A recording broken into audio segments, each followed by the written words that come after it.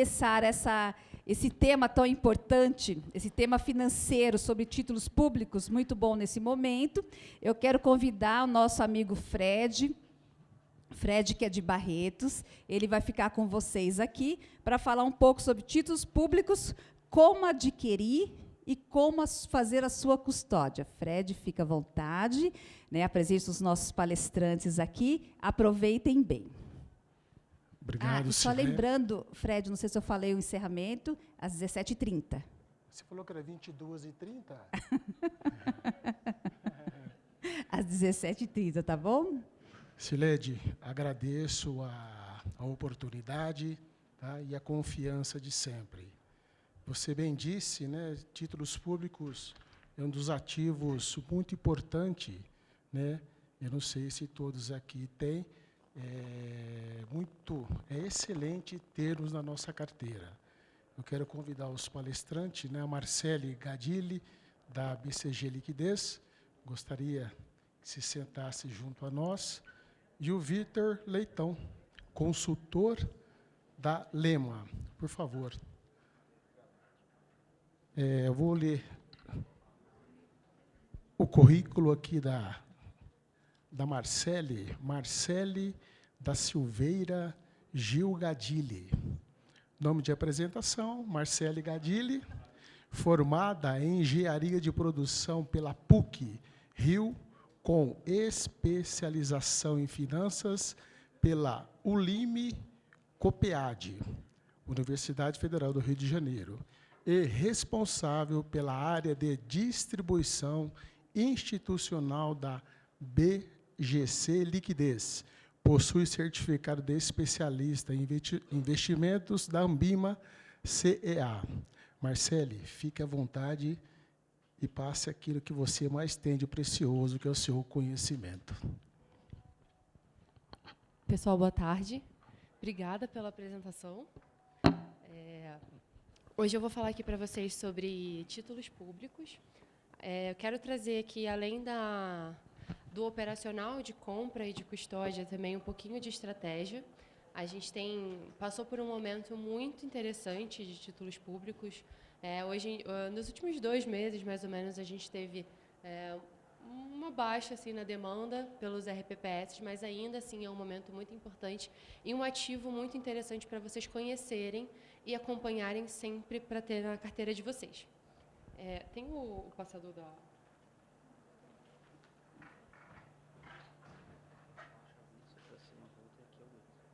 Tá. Eu vou começar a palestra, primeiro apresentando um pouquinho. Antes de falar sobre título público, para quem ainda não conhece a BGC Liquidez, a gente é uma corretora de valores, a gente atende apenas a clientes institucionais e a gente vem trabalhando com o RPPS desde o comecinho do ano passado. Então, a gente tem quase 2 anos atendendo vocês apenas na aquisição direta dos títulos públicos. A BGC, para que vocês conheçam um pouquinho mais, ela começou como liquidez em 1945, lá no Rio, e em 2009, mais ou menos, foi quando o grupo BGC Partners comprou e a gente virou BGC Liquidez. Então, essas empresas que estão aqui são as que fazem parte do grupo global. E aqui no Brasil, a gente tem uma mesa exclusiva para títulos públicos, além de outros produtos. E a gente até saiu o resultado oficial ontem, a gente é dealer do Tesouro Nacional pela 6ª vez seguida. E como representante do mercado de títulos públicos aqui para vocês hoje, é um marco muito importante, um certificado para a gente muito interessante. Eu vou falar até um pouquinho mais sobre os dealers e aí vocês vão entender. Então, aproveitando o gancho para falar dos dealers. No mercado de título público, a gente tem algumas instituições que são centrais, né? O Tesouro Nacional, que é quem emite a dívida, e o Banco Central, que trabalha com a liquidez ali do mercado. Então, existem os dealers do Tesouro Nacional e os dealers do Banco Central. Eu gosto de colocar a diferença aqui para vocês entenderem. Às vezes, alguns institutos eles pedem a dealerância do Tesouro ou a dealerância do Banco Central, então é legal que vocês entendam qual é o papel de cada um, né? O Tesouro Nacional, que é quem emite a dívida, ele olha mais para ranquear quem é dealer através do volume de título público negociado. Então, e o relacionamento com o próprio Tesouro Nacional. São 3 corretoras e 8 ou 9 bancos, se eu não me engano, que são escolhidos para ser dealers do Tesouro Nacional. E a gente vem pela 6ª vez, a cada 6 meses ele vem trocando. Pela 6ª vez a gente foi escolhido como dealer, que mostra também a nossa relevância no mercado de título público. Apesar da gente não ser, talvez, o nome mais conhecido aqui para vocês, a gente está criando a nossa marca, o nosso legado aqui para a RPPS, mas a gente no mercado já tem bastante tamanho e reconhecimento. E os dealers do Banco Central, eles estão mais na parte das operações compromissadas. Então, já é uma parte um pouquinho diferente. Para a parte que é interessante a vocês, os dealers do Tesouro Nacional são quem vocês devem olhar, que é quem está ali trabalhando mais com a liquidez do mercado. Agora, falando diretamente sobre os títulos públicos, que são esses instrumentos super importantes para vocês terem na carteira de vocês. Como eu comentei, eles são emitidos pelo Tesouro Nacional, eles representam a dívida do país, então vocês estão emprestando dinheiro para o governo, e tem alguns tipos de títulos. Tem os títulos pré-fixados, que é a LTN e a NTNF. A diferença entre eles é que a NTNF paga um cupom semestral de 10% do VNA, e a LTN não. A LTN você compra uma vez e você recebe o valor lá no vencimento. A NTNB, que é a queridinha de vocês, que é atrelada à inflação. A NTNC está aqui, mas ela não é mais emitida, só tem um vencimento, pouquíssima liquidez, mas ela é atrelada ao IGPM. E a LFT, que é o papel atrelado à Selic. Pontos importantes sobre os títulos públicos que vocês têm que saber. Ao indexador deles, ao que cada um é indexado. Os pré-fixados, eles vão te dar um valor fixo, né? Uma taxa de juros nominal. E os outros, eles são pós-fixados. A NTNB e a NTNC são híbridos, eles pagam o índice mais um prêmio, aqui o IGPM mais um prêmio, mas vamos falar mais da NTNB. E a LFT é atrelada à Selic. O VNA, só para vocês terem uma ideia de como é que é a precificação dos títulos, né? Porque além de entender o que cada um é, quando vocês vão comprar, é legal que vocês saibam qual é a dinâmica no mercado. A cotação deles, que é o PU, preço unitário, que é o preço que vocês vão pagar na hora da cotação, eles são... A conta, basicamente, é essa daqui, o VNA vezes a cotação, dividido por 100. O VNA é o valor nominal atualizado. É como se eles têm a data base de cada título. Como o pré-fixado ele é nominal, então não tem esse VNA, o cálculo deles é um pouco diferente. Mas para o IPCA, eles pegam o valor do título foi emitido ali em 2000, então eles acompanham o IPCA desde o dia 15 de julho de 2000, e aí você tem esse valor acompanhando o indexador, que é isso que vai pagando a inflação para vocês, mais a taxa de juros, mais o prêmio, né? Então, essa cotação daqui é que vai sair o prêmio do título que vocês vão comprar.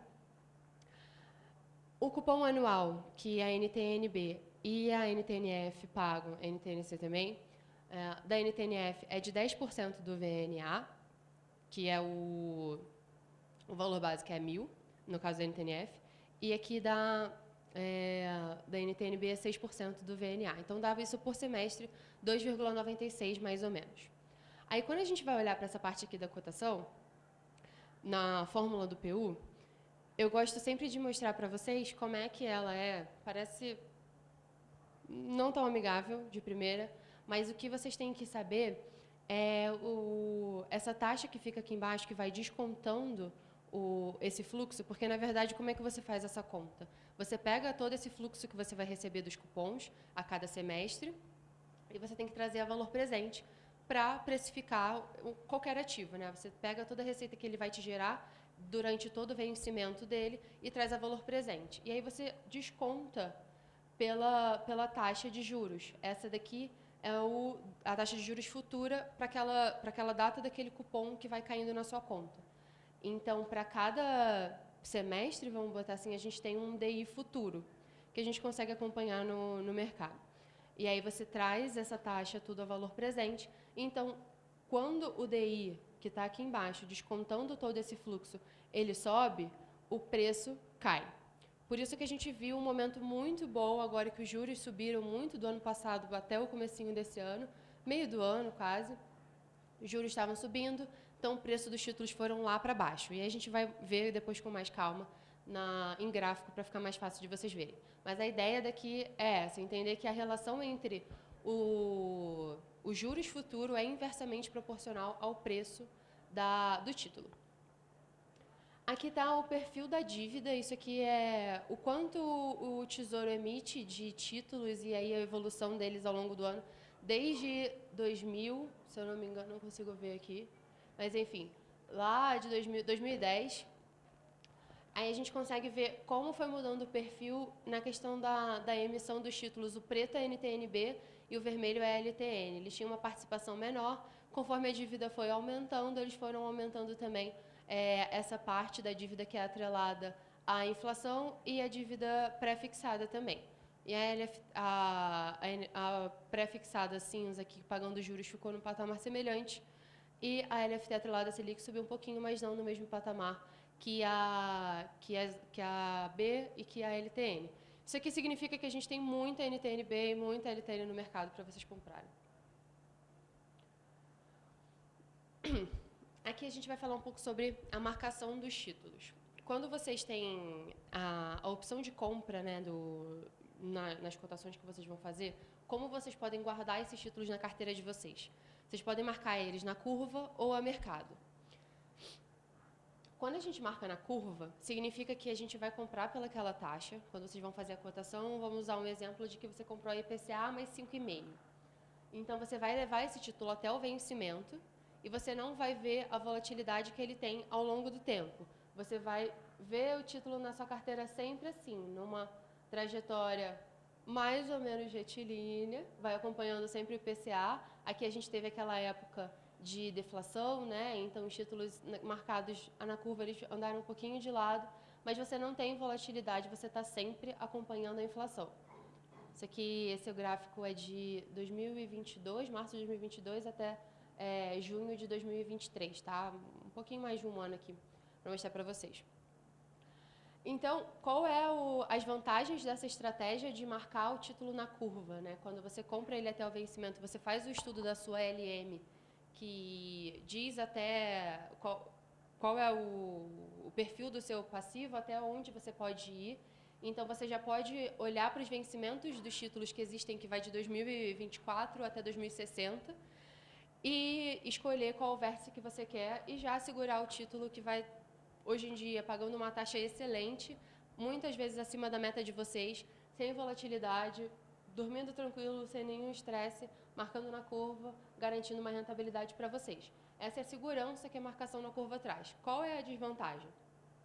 Você talvez não consiga aproveitar alguns momentos de mercado e você ter que levá-la até o vencimento. Hoje em dia, a portaria de vocês é um pouco flexível quanto à marcação dos títulos, né? Você pode trocar a marcação da curva para mercado, da mercado para curva. Tem uma que a gente pode fazer, né? O Vitor sabe melhor qual é o caminho que vocês podem fazer. Mas, enfim, é legal vocês entenderem bem como funciona a marcação na curva. Então, é entender que você vai pegar aquela rentabilidade que você comprou e vai levar até o final sem nenhum estresse.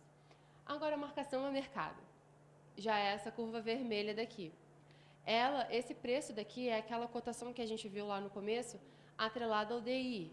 Então, isso aqui é um título público com um perfil bem de renda variável, né? Você vê que em um ano aqui, mais ou menos, o preço subiu, desceu, subiu, desceu, subiu, desceu e não saiu ali muito de onde estava. Quais são as vantagens e as desvantagens de você carregar um título marcado a mercado? É muito de você olhar para o cenário, acompanhar o cenário macroeconômico, o cenário político e tentar entender para onde é que a gente está indo. Se o juro está subindo, então a gente está vendo que os títulos vão ficar mais baratos. Então, o título marcado a mercado, ele vai se desvalorizar. Agora que a gente vai ver um momento em que os juros vão começar a cair, a gente está vendo os títulos se valorizando. Então, essa curva daqui vai começar a subir. Eu acho que o próximo slide ele já mostra isso. Esse daqui. para vocês entenderem um pouco melhor, esse gráfico aqui é de 2019 até 2023, até o dia 9 de agosto, então ele está bem atualizado. Em vermelho, a gente tem o prêmio pago pela B35, que eu estou usando como exemplo. Aqui nesse eixo é o prêmio pago, então aqui, por exemplo, IPCA mais 5, IPCA mais 4,5, IPCA mais 3,5. Ali em 2019, quando tudo estava dando muito certo no Brasil, a gente tinha um pouquinho abaixo do 3. Aí, aqui em 2020, veio pandemia, subiu para caramba. A gente estava ali em 4,70, mais ou menos. E para vocês acompanharem como o prêmio foi subindo de 2020, 2021, até o começo desse ano. A gente chegou a ter uma B35 pagando IPCA mais 6,60. Então, pense, se na pandemia, quando a gente não sabia o que ia acontecer no dia seguinte, né, eu acho que talvez o momento de mais incerteza que a gente teve no mundo, a gente hoje ainda está num patamar mais elevado de prêmio de quando a gente estava lá onde, na pandemia, em outros momentos também, de crises que a gente teve anteriores a esse momento, a gente ainda está num momento onde o prêmio pago é muito elevado, então a estratégia de marcação na curva ainda é muito interessante, apesar da gente ver que aqui, desde mais ou menos abril, o prêmio vem caindo significativamente. Essa linha em preto aqui, o cinza mais escuro, é o PU, que a gente está olhando para essa agora escala daqui. Olha como eles são inversamente proporcionais. Quando um prêmio aqui está caindo, o PU está subindo. Isso significa que se você comprou aqui por um preço de 3.500 mais ou menos, aqui você está vendendo a 4.400. Essa é a valorização que você teve nesse espaço de tempo aqui quando você marca mercado. Porque se você tem esse título marcado mercado, você pode vender a qualquer momento, você não precisa esperar até o vencimento. Então, acompanhando esse gráfico daqui, olha o que aconteceu aqui no começo do ano. Eu até no próximo slide eu coloquei aqui em número. Não está muito bonito de ver não, mas só nessa pontinha daqui que a gente teve essa inversão aqui, não tem, a escala é diferente, acabou cruzando no gráfico, mas enfim, foi do momento que a gente teve a taxa mais alta, de 6,60 ali para B35 nesse ano, até sexta-feira. A gente teve um ganho de 14,7%, e a gente está falando aqui de 6 meses mais ou menos, o que dá uma valorização de 2,3% ao mês. Então, é um número interessante que você pode olhar, são estratégias bem diferentes. A estratégia de marcação ao mercado é uma que você tem que acompanhar mais de perto, é uma gestão mais ativa que você tem desses títulos que você está comprando. Você vai ver a volatilidade na sua carteira. Pode ser que no mês ele esteja mais abaixo, é renda variável mesmo, quando a gente fala de DI futuro, que é o que norteia a precificação desses títulos, a gente está falando do mercado de derivativos, então ele muda e muda bastante a cada momento. Aqui, só para ter a título de comparação, como a gente fala do DI, que é o que está na fórmula para calcular o preço dos títulos, essa aqui em cima era a curva de juros quando, lá em fevereiro, naquele dia que a gente teve 6,60 mais ou menos da B35, e essa aqui é a curva de sexta-feira. Essa aqui é como se fosse a taxa, o DI esperado para 2024, 2025 e assim vai. A gente teve aqui uma queda aqui a gente está falando de 11% para 13,4% aí em 6 meses. Então, a gente viu o que o mercado está vendo, né, desses juros caindo, muito pela conjuntura tanto aqui dentro, né, quanto lá fora, a gente controlando a inflação, reforma tributária sendo votada. Então, todos esses pontos sensíveis aqui acabam impactando no taxa de juros que a gente subiu, agora a gente está começando a cair, a Selic, né? Então, isso tudo vem impactando em como o mercado vê os juros daqui para frente. E é isso que vai nortear a precificação dos títulos de vocês. Pode ser que, não sei se parece complicado, se parece simples, mas é muito interessante de entender como vocês podem usar uma ferramenta que é a mais segura que tem. A gente está falando de risco soberano aqui, então o risco que vocês têm do governo não pagar para vocês, aí, enfim, talvez seja o menor dos nossos problemas, né, deles não estarem pagando o NTNB. A gente vai ter problemas muito maiores do que esse. Mas é um título seguro, é um título que tem muita liquidez, que você pode encontrar no mercado muito fácil e tem formas muito diferentes, eficientes e características diferentes também para vocês trabalharem e aproveitarem para fazer uma gestão do patrimônio de vocês. Esse daqui é a tabela da Ambima, isso está na internet, vocês podem acompanhar também. Eu gosto de colocar aqui porque, para quem está começando, para quem quer ter uma referência, acompanhar um pouco como é que está o mercado, a Ambima é a instituição que faz, eles vão nas instituições que estão negociando os títulos e eles eles pedem para a gente enviar para eles como é que foi as negociações do dia. Então, eles pegam e fazem uma média de como é que aquilo foi negociado e divulgam no dia seguinte. Então, essas são as taxas. Essa tabela daqui é de sexta-feira. Então, essa aqui são as taxas que a gente está trabalhando com as NTs e NBs. As mais longas aqui por volta de 5,34. E aqui no meio da curva a gente está ali 4,98, 5, 5,15. E aqui são todos os vencimentos que a gente tem, 24, 25, para, de novo, estratégias de longo prazo ou até de curto prazo. Então, assim, tem muita versatilidade em títulos públicos, né? Para quem ainda não começou, ainda dá tempo, olhando as estratégias de formas diferentes, vocês podem aprender e usar isso para qualquer ciclo de mercado que vocês estejam passando.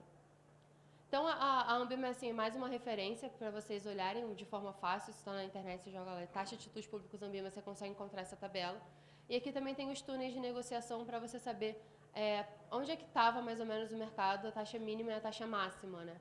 Os títulos eles são negociados com liquidação no mesmo dia, né, em D0, ou então em D+1 no dia seguinte. Por isso que tem esses dois intervalos aqui de taxa mínima e taxa máxima. Esse é um spread muito largo entre as taxas, mas pode ser, assim, uma referência para vocês. Aí, agora, falando um pouco de como é que a gente negocia do nosso lado lá na BGC como uma corretora, como é que a gente faz essa negociação dos títulos, né? É um mercado de balcão, basicamente. A gente até fez uma reunião com o Tesouro na semana passada e eles confirmaram para a gente os números, né? 90% dos títulos públicos que são negociados no mercado institucional, eles são feitos via balcão e só 10% via plataforma eletrônica. Então, é um questionamento que alguns de vocês têm sobre o uso de plataformas, que é uma coisa que está na portaria de vocês, mas hoje em dia, majoritariamente, o mercado é feito via balcão. Lá na BGC a gente não faz diferente, a gente tem os nossos calls de negociação, que é o que a gente chama, são 4 por dia, e aí o que a gente como mesa de título público numa corretora funciona, né?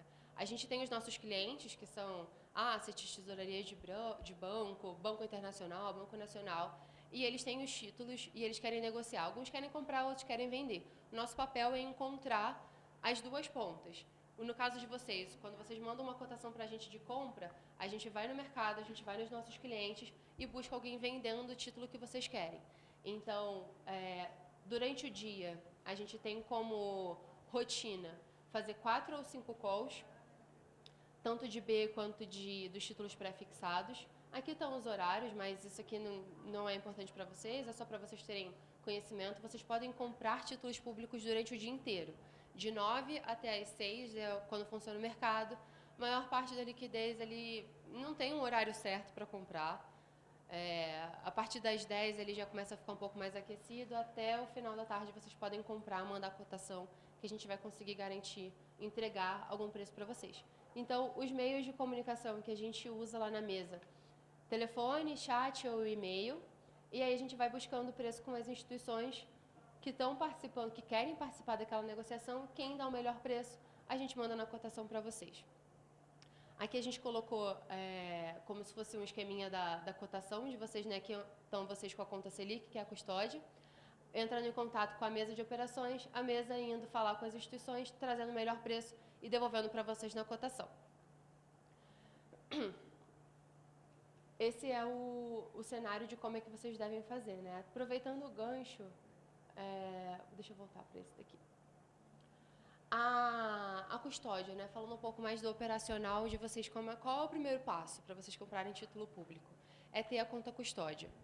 Essa conta custódia no Conta Selic, que é o Sistema Especial de Liquidação e Custódia de Títulos Públicos, ela funciona só para isso. Então, vocês podem abrir em qualquer instituição, inclusive mais de uma. Vocês abrem essa conta Selic e aí, assim que ela estiver aberta, vocês já podem começar a cotar. Deixa eu passar aqui para o próximo, que aí tem um esqueminha no tempo certo. Abriu a conta custódia, que é basicamente onde os títulos de vocês vão estar, onde vocês vão receber o extrato com a posição de vocês, o quanto vocês têm, quantos títulos são, qual foi o preço que vocês compraram e quanto ele está valendo hoje. Para isso que serve a custódia.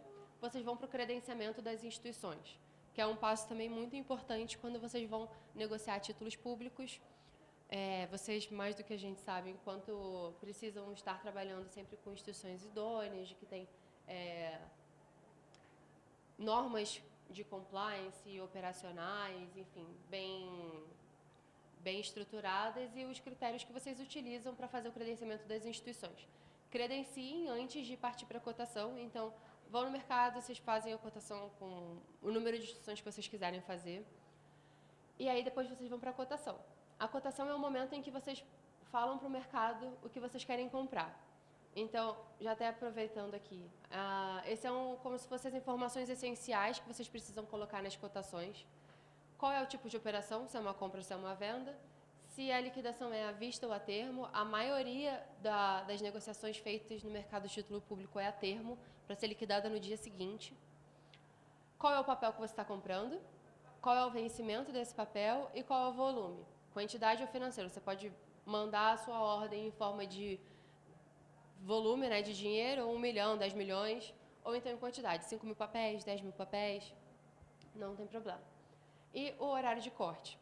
O horário de corte é como se fosse uma forma de vocês trabalharem, darem a mesma oportunidade para todas as instituições te mandarem o melhor preço naquele momento. Como é que vocês vão garantir que vocês estão comprando o título público por uma taxa justa, né? Já que não é um mercado que tem um meio eletrônico ali para vocês acompanharem o preço, já que é um mercado mais de balcão. Vocês fazem isso com o horário de corte. Na cotação, vocês vão receber tudo ali mais ou menos no mesmo horário. Vocês vão ver que os títulos eles estão mais ou menos com um preço parecido. E aí vocês fecham com quem mandou a maior taxa. Assim vocês conseguem garantir de que vocês estão fazendo uma cotação justa e que vocês vão conseguir sempre o melhor preço, que no final das contas é o que vocês buscam, né? Sempre a melhor taxa. Então, quando vocês pedem uma cotação, a gente responde sempre com a taxa. Às vezes, tem algumas instituições que pedem o PU, mas, na verdade, para a mesma taxa vai ser o mesmo PU que vocês têm que olhar, até que fica mais fácil de ver, é sempre a taxa. Quanto maior a taxa, menor o PU. Depois da cotação, confirmem a operação de vocês, depois de ter escolhido a melhor taxa, liga para a instituição, manda um e-mail. Pessoal, eu quero fechar essa taxa aqui com vocês, vocês mantêm? E aí, vocês vão receber a confirmação e depois enviar o recurso. A parte da confirmação é muito importante, e aí por isso que eu trouxe esse gráfico daqui, acho que alguns de vocês até já viram. Esse daqui é o comportamento do DI futuro para 2027. Eu trouxe ele para mostrar para vocês num dia que foi muito atípico, foi em novembro lá do ano passado, no dia que a gente teve notícias que movimentaram muito o mercado. Não sei se vocês lembram daquele Boa Sorte Day. Enfim, teve bastante coisa ali e aí a gente já abriu o mercado com uma volatilidade muito grande. Cada candlezinho desse daqui, cada barrinha vermelha ou verde, representa 15 minutos do mercado. Então, como a gente sabe que os títulos públicos eles são precificados pelo DI e o DI ele tem essa volatilidade, essa característica de ser muito volátil, então o preço do título ele vai variar muito rápido também, porque ele está acompanhando esse instrumento que é o DI. Então, só para vocês terem uma noção do que foi cada 15 minutos desse dia, uma emoção diferente, a cada 5 minutos ou menos. Então, se você pedir uma cotação aqui, nesse momento, se você demorou meia hora para responder, a gente já caiu para cá. O preço já é outro, a gente não consegue manter o preço que a gente mandou para você aqui. Por isso que a gente sempre reforça a importância de vocês estarem preparados na hora da cotação para responder o mais rápido possível, para vocês garantirem aquele preço justo no momento que vocês decidiram comprar. Então, se vocês mandaram a cotação às 11, com horário de corte às 11 da manhã, estejam preparados para fechar assim que vocês receberem a taxa, para vocês não correrem o risco de fechar. O mercado pode ir para baixo, pode ir para cima, mas a gente nunca sabe, a gente não consegue garantir nada para vocês, então é importante. E a gente também nunca vai acertar o melhor horário, o melhor momento. Escolham um horário que seja mais confortável para todo mundo e façam a cotação, dentre a melhor taxa, fecha, pronto, você garantiu um preço justo para aquele título. E aí, com todos os e-mails, vocês têm a confirmação de que aquilo, de fato, foi uma negociação justa. Tá bom, já estou acabando. Depois, o envio dos recursos com a liquidação a termo para o dia seguinte. Aqui, as informações essenciais. E é isso, pessoal. Espero que tenham aproveitado. Aqui está o QR Code direto para o meu e-mail. Ali estão os nossos contatos. O meu e do Juarez, que trabalha junto comigo. A gente foca muito em estar junto de vocês, principalmente nessa cotação de títulos públicos. Em breve a gente vai distribuir fundo também, mas a gente quer estar junto de vocês nesse momento de cotação. Para quem está começando, para quem já começou, a gente consegue dar um preço muito bom. Então, nos procurem, manda uma mensagem, manda um e-mail. A gente tem uma equipe também de economista aberta, a gente tem um material que a gente faz, live, para mostrar para vocês um pouquinho do mercado, trazer cada vez mais qualificação para vocês. É isso, obrigada.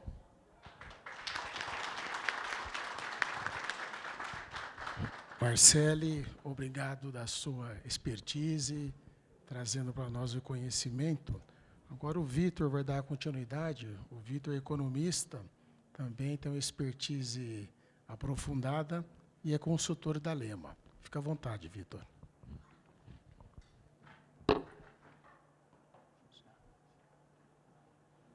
Bem, boa tarde. Obrigado, Fred. Agradecer a PEPREM mais uma vez aqui, né, em nome do Fred, que representa. Bom, Marcele, já pela apresentação também. Eu vou tentar ser breve aqui também com vocês, né, abordar um pouco mais, acho que complementar um pouco dessa fala já da Marcele, mas muito mais no sentido de trazer, acho que uma provocação para vocês, né? A gente estava falando ali do tempo, hoje imagino que como está já a cabeça de vocês, né? Acho que mas para a gente pensar que vocês já estão, acho que na 4ª apresentação de hoje, fora as de ontem, fora as de amanhã, então vão se revezando. Eu vejo que o pessoal geralmente do mesmo instituto se divide, então vão meio que dividindo as salas aí para trocar informação. Então a cabeça de vocês certamente já tá muito complicada e emaranhada de muita informação que um evento como esse traz. E aí a ideia aqui não é demorar, não é a gente ser muito longo. O Fred já me deu uma ideia ali, que ele como professor também, eu também sou, então se a gente tiver microfone e tiver tempo, a gente vai sem parar, né? Mas acho que como a gente o dia já foi bastante longo, a gente está se preparando para daqui a pouco, né, todo mundo. Acho que vocês, tanto quanto eu, né, estão esperando esse momento, que é o melhor momento que a gente tem, que é daqui a pouco. Então prometo que eu não vou me alongar muito, viu, Fred? Porque a gente está... Aqui foi só para dar um pouco de água na boca. Antes do jogo do São Paulo, né? Eu não posso nem falar muito do São Paulo, porque eu, como torcedor do Ceará, que sou, acabamos de perder o melhor jogador do nosso time para o São Paulo, então eu estou meio magoado. Mas vamos lá. Bom, eu vou trazer um pouco aqui, né? Apresentar rapidamente para vocês. Acho que alguns aqui, a maioria eu acho que não me conhece, alguns conhecem, tem alguns clientes aqui também. Eu sou o Vitor Leitão, acho que o Fred já apresentou. Sou um dos sócios da Lema, sou consultor de investimentos, sócio da Lema. A Lema é uma empresa de consultoria de investimentos. A gente, esse ano, completa 12 anos de mercado. Talvez alguns não conheçam, mas a gente já tem essa atuação aí há bastante tempo, fazendo só consultoria de investimentos e só para RPPS. Então, atualmente, são 230, aproximadamente, RPPS no Brasil inteiro. São 16 estados que a gente atende. Então, a gente vem sempre nessa busca de tentar estar, inclusive aqui no estado de São Paulo, né? Aqui tem clientes do Rio Grande do Norte, Mato Grosso do Sul, Santa Catarina, presentes aqui também. Então, a gente tem uma atuação acho que mais a nível nacional, mas ficamos, acho que como vocês perceberam um pouco pelo sotaque, eu moro numa cidade muito, muito feia e muito chata, que é Fortaleza. Então, quando forem lá, sintam-se convidados a conhecer nossa estrutura, conhecer a cidade, e conhecer o escritório para a gente conseguir, enfim, bater um papo e trazer um pouco para vocês. A Lema, além da questão de consultoria, a gente tem um braço de educação também, né? Então a gente tem uma geração de conteúdo muito intensa, Só como referência, eu acho que mais recente, a gente teve na semana passada um webinar, talvez alguns de vocês tenham acompanhado, pelo YouTube. Então, a gente fez 3 dias seguidos sobre mercado, um dia sobre renda fixa, um dia de renda variável, o terceiro dia de investimentos estruturados e exterior. Então, a gente trouxe 14 instituições do mercado convidadas para falar um pouco sobre o mercado, trazer para vocês justamente uma ideia e uma visão de cada um sobre essa virada de cenário. A gente vive hoje um cenário diferente, então a gente tentou trazer isso durante esses 3 dias na semana passada. Essa semana, por exemplo, também até convido vocês, acabou hoje, mas está gravado. A gente fez no YouTube da Lema Edu, né, da Lema Educação, um simulado resolvendo questões ao vivo para a certificação. Então, se vocês que estão ainda buscando certificação, ou os conselheiros de vocês, algum membro de comitê, entrem lá depois também. Vocês vão ver que a gente tem tanto no YouTube da Lema, como no YouTube da Lema Educação, bastante conteúdo. Todo dia a gente tem geração de conteúdo no Instagram, no YouTube. Então, convido vocês todos a participarem, conhecerem um pouco mais do trabalho que a gente vem fazendo, principalmente com essa geração de conteúdo, que é o que a gente entende que até o nosso papel e o nosso dever é trazer conhecimento para cá, né? Então, assim, eu vi, inclusive, no painel anterior, na fala aqui da Isadora, da Atlas, ela falando sobre a questão do investimento no conhecimento, né? Investimento no estudo, foi esse termo que ela usou, acho que alguns talvez estivessem aqui, e viram que ela falou isso. A gente leva isso muito a sério, né? A gente tem por isso esse braço de educação há muitos anos já, e a gente entende que isso é importante e é o que, de fato, transforma a vida das pessoas e transforma a gestão. A gente vê toda a mudança que os RPPS passaram nos últimos anos, isso muito fruto de exigência. A gente sabe que diz que quando aperta no bolso, principalmente é que a gente sente, né? O órgão mais sensível aqui é o bolso. Então, quando a gente começa a ter cobrança, não necessariamente em termos de bolso, de multa, mas de cobrança de Ministério da Previdência, Tribunal de Contas, a gente passa a se movimentar mais. E então a gente entende que o conhecimento é o que de fato muda a vida das pessoas.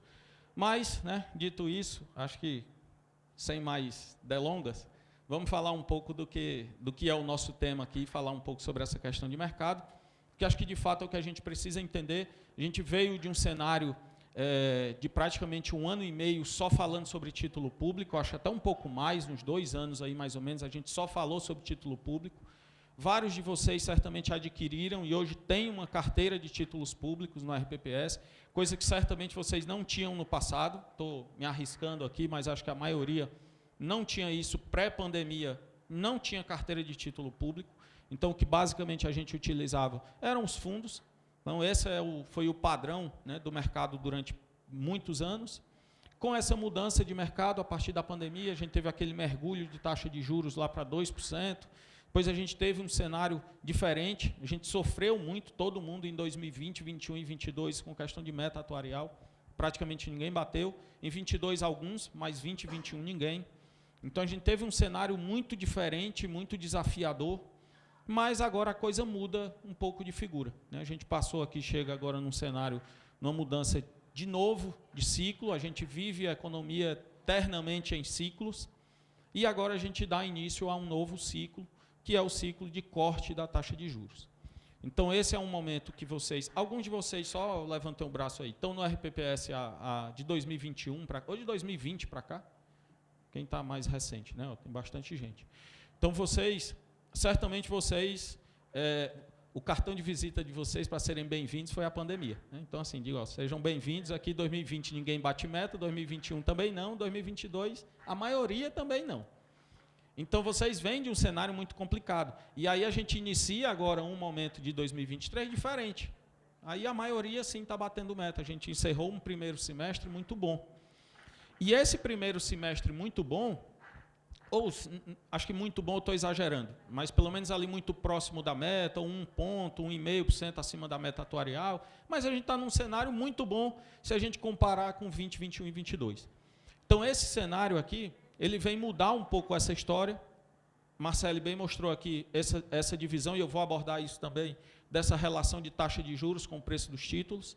Então, a gente passa a ter um cenário diferente. A gente passa, de certa forma, aqui a dizer o seguinte: poxa, eu entrei lá em 2020 ou 2021, e agora? Né, assim, e agora? A gente inicia um ciclo de queda de juros, e o que é que eu faço? Eu vim num momento de muita instabilidade, onde a gente estava só se protegendo. A gente praticamente não falou sobre bolsa nos últimos anos. Muita gente conheceu o investimento no exterior durante a pandemia, que foi o que nos ajudou muito. Então, o exterior, que nos ajudou demais em 2020 e 2021, estragou o nosso resultado em 2022. E a gente disse assim, poxa, e agora? Eu tinha um cenário de juros de 2%, que eu nunca imaginei ter. De repente, a gente sobe igual um foguete para 13%. Nós, economistas, eu, né, inclusive, a gente dizia assim, quando a taxa de juros estava muito baixa, ali em 2%, a gente dizia assim, nem tão cedo a gente vai ver a taxa em 2 dígitos. Só foi o tempo de fechar a boca. Calou a boca, errou. Pronto. Se foi para 10%, a gente 13% de juros. Isso a gente está falando em um intervalo muito curto. Isso foi praticamente 1 ano e meio. Então, a gente, em eventos como esse aqui, se a gente, tomara que não puxem as gravações de 2 anos, porque todas as pessoas que passaram aqui falando sobre economia, acho que provavelmente todo mundo falou isso. A gente não vai ver juros em 2 dígitos nem tão cedo. Coisa de 1 ano depois, a gente estava com a Selic a 11. A gente veio a 13 e a gente fica nessa dúvida. O que é que eu vou fazer? E agora? A gente entra num cenário relativamente mais calmo, onde a gente começa a ter bons resultados de investimentos, agora em 2023, mas aí fica a dúvida. Eu que não mexi na minha carteira ainda estou mais ou menos posicionado como eu estava em 2022, eu estou tendo bom resultado agora. Mas e aí? Eu estava num cenário de alta de juros, depois de estabilidade. Agora eu estou num cenário de queda de juros. Eu entendo que eu preciso mexer em alguma coisa. Você está certo, de fato precisa mexer. E aí, naturalmente, quando a gente fala de investimentos, a gente sempre é tentado a olhar para trás. Naturalmente, a gente vai olhar para o retrovisor. Eu até faço sempre um exercício, quando eu falo sobre isso aqui, de dizer o seguinte, como será que eu vou estar daqui a 5 anos? Como será que vai estar a minha saúde daqui a 5 anos? Se a gente fizer um exercício desse, cada um de vocês aí pensar, a gente vai dizer o seguinte, poxa, não sei. Essa resposta é óbvia. Não sei nem se eu vou estar vivo. Como é que vai estar a minha saúde, eu não sei. Considerando que todos nós estaremos vivos daqui a 5 anos, a gente vai dizer o seguinte, como será que vai estar a nossa saúde? Como é que a gente sabe? Ou como é que a gente imagina? Como é que a gente projeta? O que eu tenho de informação para projetar a minha saúde para daqui a 5 anos? Meus hábitos passados e meus hábitos presentes. Se eu sou um cara que me alimento bem, que pratica exercício físico, que tenho cuidado com a minha saúde, provavelmente em 5 anos eu vou estar muito bem. Se eu sou um cara que sou mais largado, enche a cara de cachaça, de cerveja, tal, como será que eu vou estar daqui a 5 anos? Não responda, viu, Edna? Você olhou para mim assim e está pensando, como será que eu vou estar daqui a 5 anos? Isso quer dizer, se eu sou um cara mais largado, como muita gordura, bebo demais, fumo, não pratico esporte, provavelmente eu sei como é que eu vou estar. Isso é garantia de que em 5 anos eu vou estar ruim? Não. Muita coisa pode acontecer. Eu posso mudar meus hábitos. Eu posso, de fato, já ter um problema de saúde que vai me forçar a mudar meus hábitos. Então, tem muita coisa no meio do caminho que pode me mudar. Mas o que vai me ajudar e fazer eu refletir e me imaginar daqui a 5 anos é o que eu vinha fazendo e o que eu faço hoje. Então, a gente olha para o retrovisor para ter mais ou menos uma ideia do que pode vir para frente. Se a gente falar de investimentos, a gente pode fazer mais ou menos a mesma coisa. E aí vocês sabem aquela frase que acho que é mais clichê do mercado, uma das mais, mas que é uma verdade que está na norma. Rentabilidade passada não é garantia de rentabilidade futura. Então eu olho para trás, mas eu sei que isso não é garantia do que vem para frente. Mas eu olhando para trás, pode ser que eu tenha uma ideia razoável. E aí, quando eu falo de olhar para trás, não é olhar para o resultado do mês passado, é o que vai olhar todos os fundos que eu invisto, qual foi o que melhor rendeu no mês passado para eu aplicar esse mês. Não estou falando disso. Estou falando de cenários parecidos que a gente já viveu. E aí a gente precisa começar a pensar um pouco. Poxa, o que é que eu já vivi parecido com o que eu estou vivendo hoje? Nós tivemos 2 janelas mais recentes que mais se parecem com o que a gente está vivendo hoje.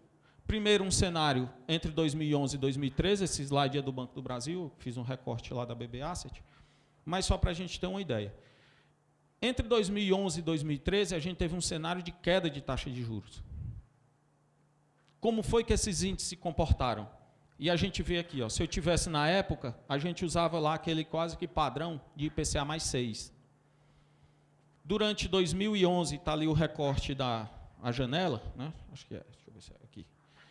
Entre julho de 2011 e abril de 2013, a gente teve uma meta atuarial acumulada de 22%, e o retorno dos índices, com exceção do IMA-S, que a gente pode fazer uma relação aqui com o CDI, perdeu da meta, o resto, todos os índices aqui superaram a meta. Então, se a gente olhar para IMA-B5, IDKA2, IMA-B, IMA-B5+, e RFM1, a gente vai ver o comportamento deles. Qual que melhor rentabilizou aqui? IMA-B5+, 45%, o dobro da meta. Você diz, interessante. Então, num cenário de queda de juros que aconteceu entre 2011 e 2013, esses índices de renda fixa, eles superaram a meta. Interessante. Aí a gente vê, aqui está só o gráfico, o retorno acumulado deles. Esse gráfico eu deixei aqui de dispersão, acho que ele é interessante, só para a gente visualmente perceber. Nesse eixo aqui eu tenho um risco, quem está mais para cá é mais arriscado, e aqui um eixo de retorno. Quem está mais alto tem um retorno maior. Quase que a gente tem uma linha aqui, né? Poderia traçar uma linha. Esse número 4 aqui, a gente está falando do IMA-B5+, foi o que mais rentabilizou. Compensação é o que teve maior volatilidade. Se eu vier para o extremo aqui no outro, o 8 aqui, o IMA-S, é o que teve o menor risco, mas também o que teve o menor retorno. Então, claramente, a gente percebe essa relação, que também tanto a gente fala, de quanto maior o risco, maior o retorno. Quanto mais eu me afasto para cá, ou seja, quanto mais eu aceito o risco, mais eu subo também. Maior minha expectativa de retorno. Se eu for um pouco mais adiante e pegar uma outra janela, entre 2016 e 2021, a gente vê o seguinte, eu tive uma meta atuarial aqui entre IPCA mais 5 e IPCA mais 6, de 47% ou 53%. Olha o comportamento dos índices, 30%, muito abaixo da meta. Quem foi esse? De novo o IMA-S, CDI. Índice pós-fixado. A taxa vai caindo, eu vou caindo junto. Se eu olhar para os outros, IRFM1, IRFM, IMA-B, IDKA, IMA-B5, todo mundo acima da meta. Então eu tenho duas situações vividas no passado, recente, onde a queda da taxa de juros fez com que o meu resultado superasse a meta atuarial. Percebam que aqui a gente está falando de índice de inflação, a gente está falando de índice pré-fixado e a gente está falando de quem perdeu pós-fixado. Então, a Marcele mostrou ali a composição da dívida, onde a gente vê inflação e pós-fixado. Poxa, então, numa queda de juros, num cenário de queda de juros, esses índices performaram melhor do que a meta atuarial. Essa é uma informação interessante para a gente. Aqui o mesmo gráfico, não tão uniforme como aquele outro, mas a gente consegue também perceber uma reta que poderíamos traçar uma curva aqui onde a gente percebe também da mesma forma que quanto maior o risco, maior o retorno esperado. E aí eu consigo ter uma relação e dizer o seguinte, opa, eu acho que aí eu consigo, isso eu já tenho informação relevante para mim. Por que que isso acontece? Como a Marcele também já antecipou, já falou, a gente tem uma relação inversa entre taxa de juros e preço dos títulos públicos. Ou seja, à medida que a taxa de juros vai subindo, o preço do título vai caindo. O cenário atual, ele está trazendo o que para a gente? O inverso. A gente está num cenário onde a taxa de juros está começando a cair, o preço dos títulos está começando a subir. Imaginem vocês, um outro gráfico interessante que a Marcele mostrou aqui, na estrutura a termo da taxa de juros. Vocês viram uma curva lá em cima, acho que em fevereiro, e outra agora. Naquela época, ali em fevereiro, os títulos estavam pagando 13,5% de juros. Hoje a gente está falando de 10%. Imagine você que um de vocês comprou um título pré-fixado lá em fevereiro e garantiu 13% de retorno. E hoje você diz assim, eu vou vender esse título, eu estou precisando do dinheiro. Na pessoa física. Eu vou vender esse título que eu estou precisando do dinheiro. Se você chegar para mim e disser que quer vender, eu vou dizer, eu quero comprar.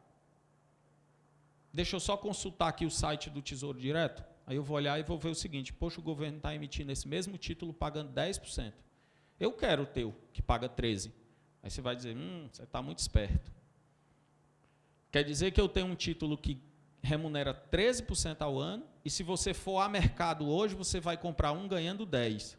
Eu te vendo o meu título, mas o preço é outro. A taxa de juros caiu de 13 para 10, o preço do título subiu. Você tem um ativo na sua mão que rende 13%. Se eu quiser comprar no mercado hoje, eu só consigo 10%. Então, seu título está valorizado. Esse efeito foi o que a gente está vivenciando e percebendo agora em 2023. Isso tem beneficiado as nossas carteiras, independente da carteira que vocês têm. Quando eu falei para vocês aqui que a gente está esse ano melhor e batendo a meta, ali próximo da meta, 1%, 2% acima, eu nem sei quais são as carteiras de vocês. Mas certamente vocês estão aí, porque qualquer um daqueles índices está performando bem. Um pouco mais, um pouco menos, mas a gente está com um retorno interessante. E aí, nesse mesmo contexto, a gente tem que perceber o seguinte: quanto mais longo for o título, mais sensível ele é à variação da taxa de juros. Então, quando a taxa de juros cai e o título é curto, ou seja, um vencimento mais curto, daqui a 2, 3, 5 anos, a variação da queda da taxa de juros faz com que ele renda pouco. Então, se vocês estão posicionados, por exemplo, em IRFM1, que é um título de um fundo que compra títulos de prazo máximo de 1 ano, ou seja, um prazo curto, mesmo que a taxa caia muito, vocês vão subir pouco. A rentabilidade positiva de vocês vai ser menos perceptível. Se eu tiver títulos com IMA B5+, que são títulos de 5 anos para frente, mais sensíveis à variação da taxa de juros, qualquer oscilação de juros pequena faz com que o preço do meu título suba muito. E aí, quando a gente olha o desempenho dos índices esse ano, a gente vê IRFM, IMA B5+, IMA B bombando. O IRFM1, por exemplo, IMA B5, um pouco mais tímidos, mas subindo também. Então, você diz, comecei a perceber. Então, vou fazer o seguinte, Vitor. Eu vou pisar no acelerador.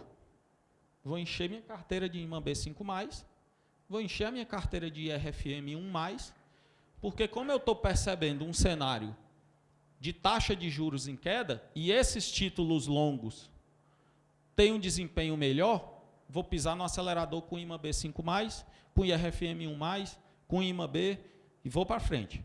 Aí eu diz assim, calma. Respira. Como diz minha filha de 5 anos, respira e não pira.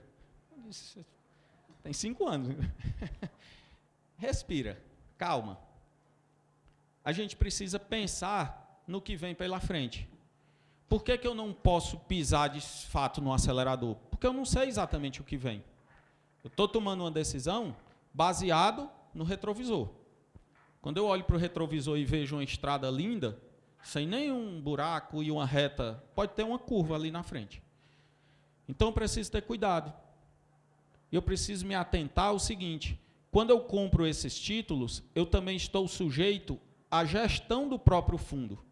Quando eu estou comprando um fundo IMA B5+, o gestor do fundo pode ser do Banco do Brasil, do Itaú, da Caixa, de quem quer que seja, qualquer que seja a gestora ou banco, ele é obrigado a manter aquela estrutura daquele fundo.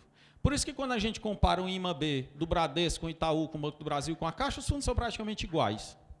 Porque ele meio que o gestor está engessado. A gestão dele é aquela ali, ele tem que manter aquela composição e a cada aporte que vocês fazem no fundo, ele é obrigado a comprar mais título. E a cada resgate que vocês pedem, ele é obrigado a vender título para pagar o resgate para vocês. Então, percebam que o gestor desses fundos, ele tem muito pouca flexibilidade. Ele é obrigado, se ele tiver num fundo IRFM1, ele é obrigado, qualquer aporte que entrar, a comprar título prefixado com prazo máximo de 1 ano.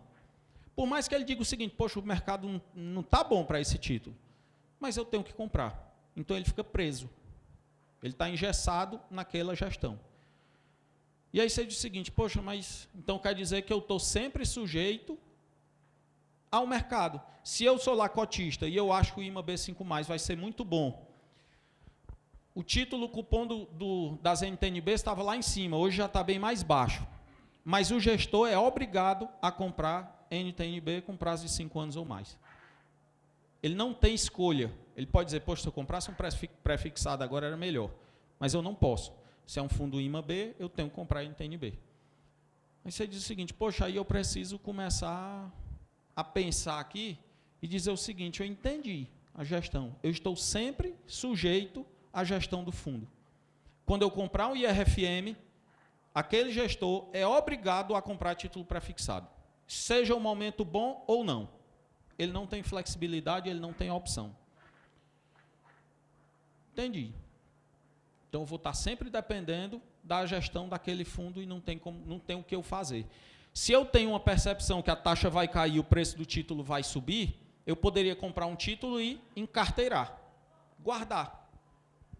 Só que se eu sou gestor, não do RPPS, mas do fundo, eu não tenho essa opção. Porque se alguém pedir resgate, eu vou ter que vender. Vou dizer, poxa, eu queria segurar esse título, mas não posso segurar. Você pediu o resgate, eu tenho que vender o título para pagar o resgate. Dizer o seguinte, agora o momento não é de comprar. Eu fiz uma carteira boa, com os cupons dos títulos lá em cima, eu não quero comprar mais. Aí chega lá um aporte. O gestor diz, poxa, vou ter que comprar. Só obrigado a comprar mais e trazer o preço médio disso para baixo. Então, você começa a ter uma gestão que é dependente dos outros. Além de você depender da decisão do gestor, que já está muito amarrada, você também está dependente dos seus colegas, que estão qualquer hora mandando a aplicação ou fazendo resgate. Você diz, então já sei. Eu agora tive uma ideia. Não vou mais comprar fundo. Vou comprar o título. Porque se eu comprar o título, eu não dependo dos meus colegas fazerem a aplicação e resgate, e nem eu dependo de ter que ficar comprando aquele mesmo título, eu só compro o que eu quiser. Olha aí, coisa boa. Ao invés de eu comprar um fundo, eu vou comprar o título direto. Posso fazer isso? Posso. O que nós fizemos nesse 1 ano e meio? Isso, compramos título. Compramos títulos. E aí você diz o seguinte, entendi. Tenho uma ideia. Vou começar a comprar título. Está aí alguém para vender para vocês. Quando vocês forem perguntar para ela, o que é melhor eu fazer hoje? Sabe o que ela vai dizer para vocês? Compre de título público. Ela vai dizer isso. Ela está errada? Não. É um bom momento? Sem dúvida. O que acontece? Nós ficamos, na nossa cabeça, passamos a comprar título público recente e passamos a entender o seguinte, eu vou comprar título público e vou marcar na curva. Hoje a gente olha para os títulos e diz assim, mas esse título público ele já não paga mais a minha meta atuarial. A minha meta é 5, 5,10, 5,20. Parei de comprar, porque não bate mais a minha meta. A era dos títulos públicos acabou. Errado. Acabou não, ela continua. Vocês concordam comigo que a taxa de juros vai cair mais? Vai, ela começou o ciclo agora. Tudo bem que, quando a gente fala de taxa de juros, lembrem-se sempre, a gente não está falando 13,25 do Copom, não. A gente está falando do 10% que a Marcele mostrou aqui na estrutura a termo da taxa de juros. O mercado já está olhando para a taxa lá na frente. Só que se a nossa expectativa é de que o juro vai cair mais, e eu vou ser beneficiado na marcação a mercado, posso ou não posso comprar um título que me paga 5,12? E se essa taxa cair, o preço vai subir, eu vendo lá na frente. Se eu comprar um título com vencimento em 2035, que me paga 5,12, eu não sou obrigado a marcar na curva. Eu tenho a opção de marcar na curva. Eu tenho a opção de marcar mercado. Aí você vai dizer o seguinte, Vitor, mas poxa, se eu marcar mercado, fica aquele gráfico aqui igual de bolsa. Eu vou ficar muito exposto à volatilidade. Aí eu digo assim, e hoje, no IMAB que você tem lá na carteira, você não está exposto à marcação a mercado? Tá. Da mesma forma. Então, o que a gente está fazendo é só o seguinte, eu estou trocando a compra do fundo pela compra do título direto. Qual o benefício que eu tenho aí? Taxa de administração zero, porque eu não tenho administração de título público. Vou fazer a custódia com quem não me cobra nada e não vou ter custo. Eu tive uma conversa na semana passada com o Henrique. O Henrique é quem toca a parte de investimentos do IGPREV, o instituto lá do estado do Pará. Eles têm uma carteira de uns 4 bilhões de reais, mais ou menos, aproximadamente. Pouco mais, acho até. E o Henrique me disse assim, Vitor, eu fiz uma conta no ano passado a nossa taxa de administração do IGPREV, no geral, é de 0,5%. Ou seja, eu tenho um fundo de ações que me cobra 2%, eu tenho um fundo de renda fixa que me cobra 0,20%. Eu tenho uma taxa de administração média de 0,5%. Pessoal, 0,5% de 4 bi, a gente está falando de 20 milhões de reais. O IGPREV do Pará, no ano passado, pagou 20 milhões de reais de taxa de administração. Você diz assim, 0,5% é uma taxa ok, né? É uma taxa ok. Façam a conta vocês. Qual a taxa média, quanto vocês pagam de taxa de administração por ano? Se eu puder pegar essa minha carteira de título público, ou de renda fixa, ou pelo menos uma parte dela e transformar em compra direta de título, quanto eu vou economizar para o Instituto? Quanto isso, ao invés de virar taxa de administração, continua sendo patrimônio? Então, façam essa reflexão. Pensem o seguinte, quer dizer, então, Vitor, que eu posso comprar um 5,12 hoje, marcar mercado, ou seja, eu não preciso ficar até 2035, e daqui a 1 ano ou 2, se a taxa cair, eu vendo. Imaginem vocês que daqui a 1 ano, a gente abre essa mesma tela do Tesouro Direto e aqui o governo está ofertando esse título a 4,5. Aí você vai dizer o seguinte, igual o exemplo do 13,10 que eu falei há pouco. Quer comprar um título, o NTNB 2035, eu tenho um aqui que paga 5,12. O cara vai lá no mercado e vai dizer, poxa, se eu comprar no mercado é 4,5. Quer comprar o meu? O preço é outro. Quando eu fizer essa venda, daqui a 2 anos, por exemplo, ao invés de 5,12, talvez eu tenha um retorno efetivo de 5,5, PCA mais 5,5, 5,40, 5,60. Então, percebam que essa gestão de título público, ela continua na moda, vamos dizer assim. Então, a gente continua com a possibilidade de comprar título público, só que marcando a mercado. Não precisa desse título na curva. E aí, lembre-se sempre o seguinte, eu tenho essa relação que eu não posso esquecer nunca, que inclusive ela pode virar contra mim.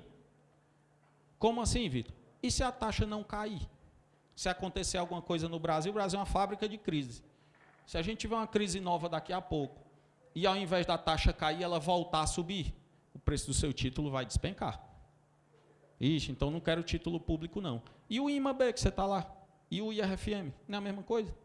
Você vai sofrer igual. Então, percebam que a gente está fazendo, eu estou fazendo uma provocação com vocês para a gente pensar o seguinte, eu posso trocar fundo por título? Pode. Eu preciso comprar e marcar na curva? Não. De fato, comprar e marcar e encarteirar isso por 10, 20, 30 anos, hoje a taxa está menor. Talvez não faça tanto sentido, mas marcar mercado, sim. Então, começar... Entendi.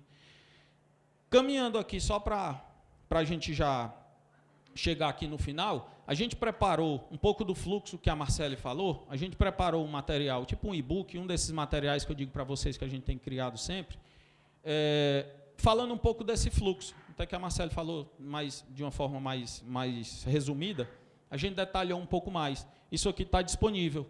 Se vocês, no final da apresentação, deixarem um QR Code, que é o do meu WhatsApp, meu contato. Então, lá, se vocês mandarem, vai cair no meu WhatsApp, eu mando para vocês já de imediato esse material aqui. Além disso, até nem está aqui, mas pegando o gancho, a Marcele falou da questão do ALM, e eu vi na palestra hoje, eu não sei quem estava ali na palestra, que o Eduardo, da XP, o Edu falou uma coisa que é muito certa, e eu tenho batido muito isso também. Criou-se um mito que, para comprar título público, precisa de ALM. Ele até falou assim, vocês entendem que para comprar título público tem que ter ALM, para comprar fundo de vértice, não. Ora, se o fundo de vértice é a mesma coisa de comprar o título público, só que eu estou comprando dentro de uma estrutura de um fundo, é igual. Mas isso não é uma verdade absoluta. Não sou obrigado a ter ALM para comprar título público. E não sou também, o ALM não precisa mais, eu não vou mais comprar título público, então não preciso de ALM. Não, o ALM é para carteira. O ALM é importante, é um instrumento de gestão que vocês precisam ter. Não entendam o ALM como um estudo que você vai comprar, alguém vai lhe explicar, você vai entender mais ou menos e vai guardar na gaveta. É um estudo caro. Ele é um instrumento de gestão. Então, a gente também tem um e-book sobre ALM, acho que até mandei ontem. Acho que mandei para você, Aline, ontem? Foi? Não. Não, mandei. Não, vou te mandar depois. Que eu também posso mandar para vocês. A gente fez contando um pouco também, explicando como é a construção do ALM e qual é a importância dele como gestão, e não como um relatório. Ontem eu comentei com alguém sobre essa questão do ALM e disse, isso não é um relatório para você botar na gaveta. Aí a pessoa disse assim para mim, é igual o cálculo atuarial, né? Exatamente. Não é para pegar o cálculo e guardar. Aquilo é uma ferramenta de gestão. Então, a gente precisa trabalhar isso. Voltando aqui para esse material, a gente criou esse e-book, então ele fica disponível aí para vocês, para que vocês entendam um pouco melhor esse fluxo, esse processo de custódia, esse processo de conta Selic, as cotações, como é que a gente faz. Foi meio que detalhando de uma forma simples também, mas isso está já disponível. E aí, se vocês quiserem mais informação sobre título público, vocês já sabem quem é que vocês vão procurar, que sabe só tudo sobre título público, mas se vocês quiserem também um pouco mais de compartilhar, esse é o meu contato, está aqui. Muito obrigado, gente. Vitor, obrigado pela tua presteza, expertise, como da Marcela. Esse detalhe que você colocou ali mostra a grandeza do profissionalismo. O mercado está aberto para todos, né? Ter inimigo é uma coisa, concorrente é outra coisa. Agora, ser profissional é a excelência de tudo. Bom, nós temos aí mais 10 minutos. Abre as perguntas, né? Aproveita a oportunidade e fiquem à vontade. No máximo, umas 15 perguntas, tá? No máximo 3 perguntas para dar o tempo corretinho para nós.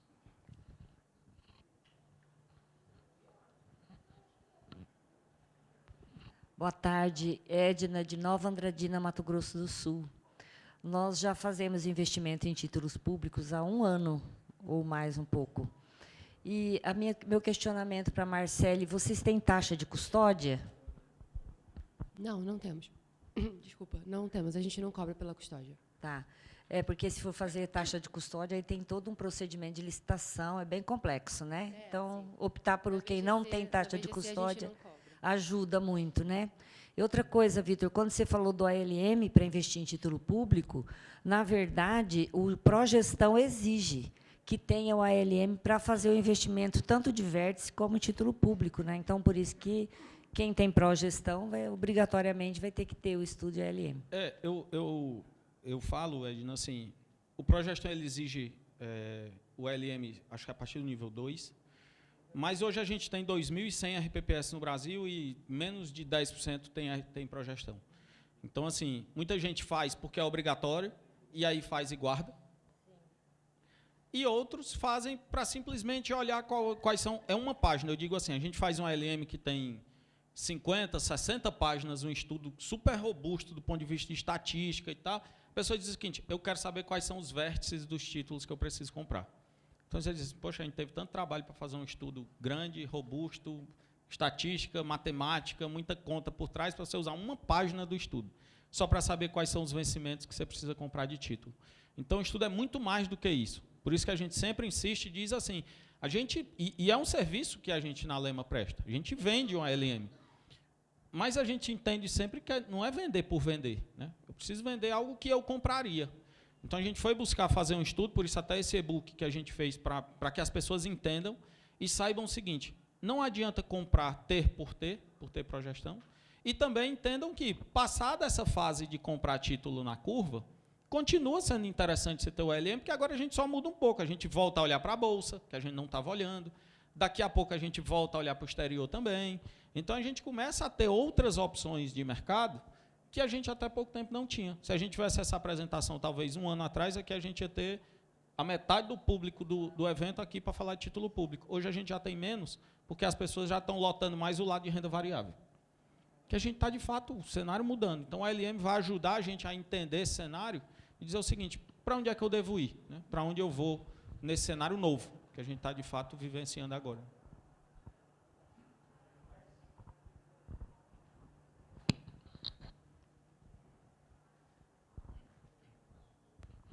No início da apresentação, primeiramente, meu nome é William, tá? Sou de Sumaré. Vocês falaram sobre a reversão do título marcado na curva a mercado, da possibilidade. Depois o senhor não falou. Teria como falar um pouquinho? Tá. Na verdade, assim, quando você vai, até como a Marcele também colocou aqui, no momento da compra, para o custodiante, você já indica se você quer que ele seja marcado na curva ou a mercado. A 1467, ela trouxe lá no anexo 8, da portaria, a parte especificamente sobre título público. E aí a gente tem essa opção de marcar o título na curva. Para isso, já que a gente foge da volatilidade, a gente tem alguns requisitos. Você tem que demonstrar que você tem capacidade financeira, você tem que demonstrar a intenção de levar esse título até o vencimento. Então, você tem algumas regras que precisam ser seguidas. Dessa forma, você trabalha ele como um título na curva e elimina a volatilidade. Inclusive, é um instrumento importante de gestão também, né? Então, diminui a volatilidade. Só que tem um ponto. Você pode, ao longo do tempo, você comprou um título em 2035, por exemplo, você marcou na curva, você está se comprometendo a levar até lá. No meio do caminho pode acontecer outras coisas. Você pode trazer esse título para o mercado. Só que há uma regra, que é o seguinte: quando você fecha a contabilidade, a diferença basicamente entre marcado na curva e marcado a mercado é a contabilização. São duas formas diferentes de contabilizar a mesma coisa. Então, você contabiliza a mercado ou na curva. Quando você contabiliza na curva, o contador precisa separar isso lá na contabilidade, do que é a mercado e o que é curva. Se você quiser trazer isso para mercado, o contador precisa trazer contabilmente isso para mercado. Isso ele pode fazer uma vez por ano. Uma janela, fecha o balanço, traz aquilo que estava na curva para mercado. Aí tem uma implicação. Aí você diz o seguinte: poxa, então tem uma janela anual onde eu posso trocar essa marcação de curva para mercado. Ou vice-versa, pode fazer o inverso também. Você pode comprar, por exemplo, um exemplo, até aproveitando um gancho aqui, mas eu comprei um título que me paga IPCA mais 4,90, um exemplo. Não bate a minha meta hoje. Mas como eu acho que vai cair, eu vou comprar porque eu vendo daqui a 2 anos e tenho um resultado positivo. O mercado virou, não foi como eu esperava, e agora eu não consigo mais vender esse título porque, enfim, piorou o mercado. Eu posso pegar aquele título a mercado e transformar ele na curva. Você vai dizer: poxa, mas eu vou botar um título na minha carteira na curva que não bate a minha meta. Mas ele garante 85%, 90%, 95% da tua meta. Então, assim, já que eu comprei para vender daqui a 2 anos e chegou 2 anos, não aconteceu o que eu imaginava, eu vou levar ele até o fim agora. Eu posso fazer essa troca também. Então, você tem uma janela anual para mudar essa contabilidade, a contabilização dele de mercado para curva ou vice-versa. E aí o ponto principal não é nem isso, porque isso é simples, é o trabalho do contador. O problema é, se eu trouxer um título que está marcado na curva para mercado, é como se eu tivesse, imaginem, uma represa. Eu estou represando a volatilidade desse título. Se eu comprei ele para 2035 e estou marcando na curva e eu trago ele para mercado, eu vou trazer ele para o preço de hoje. E aí ele certamente vai sofrer uma pancada muito forte. Pode ser para cima, mas pode ser para baixo. E aí você vai ter que registrar, possivelmente não. Talvez, né, assim, um prejuízo, ou pode ser um lucro muito grande também. Mas o ponto é esse. Preciso, uma vez por ano eu posso trocar essa forma de contabilizar, lembrando que isso vai implicar, inclusive a portaria também fala, que você tem que demonstrar, se você fizer isso, trocar essa marcação, justificar tecnicamente essa mudança, inclusive indicando os impactos contábeis e atuariais para o RPPS. Então, não é uma coisa tão simples. Por isso que eu digo assim: vamos comprar um título? Vamos. Vamos marcar na curva? Vamos. Vamos marcar para ser na curva mesmo, até o fim. Ou vamos marcar mercado sabendo que é mercado. Se for mudar, tem do ponto de vista operacional é simples, mas traz uma implicação técnica que a gente precisa estar bem resguardado. Entendeu?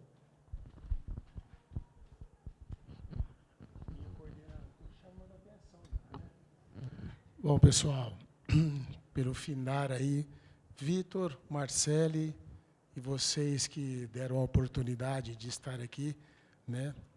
Mais uma vez, nós agradecemos o conhecimento de vocês, trazendo para nós, do RPPS, né, como cuidar dos nossos ativos. Muito obrigado, um excelente fim de tarde a todos.